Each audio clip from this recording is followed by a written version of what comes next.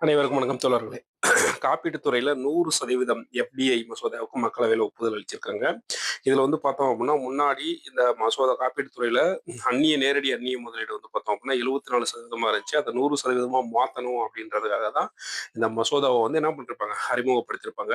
இதுல காப்பீட்டுச் சட்டம் 1938, ஆயுள் காப்பீட்டு நிறுவன சட்டம் 1956, காப்பீடு ஒழுங்குமுறை மற்றும் மேம்பாட்டு ஆணைய சட்டம் 1999 ஆகிய சட்டங்கள திருத்தம் மேற்கொள்ளப்பட்டு, காப்பீட்டு திருத்தச் சட்டம் 2025 திசம்பக பீமா சப்கி ரக்ஷா அப்படின்ற பெயர்ல அந்த மசோதா தாக்கல் செஞ்சிருப்பாங்க. இதோடைய அறிமுகம் என்ன அப்படின்னு சொல்லி பார்த்தோம் அப்படின்னா, காப்பீட்டுத் துறையில தற்போது 74% இருக்கும் அந்நிய நேரடி முதலீட்டை 100% உயர்த்த அனுமதிப்பதோடு, ஒரு காப்பீடு அல்லாத நிறுவனத்தை காப்பீட்டு நிறுவனத்துடன் இணைக்கவும் வழிவகுக்குது அப்படின்னு சொல்லப்படுது.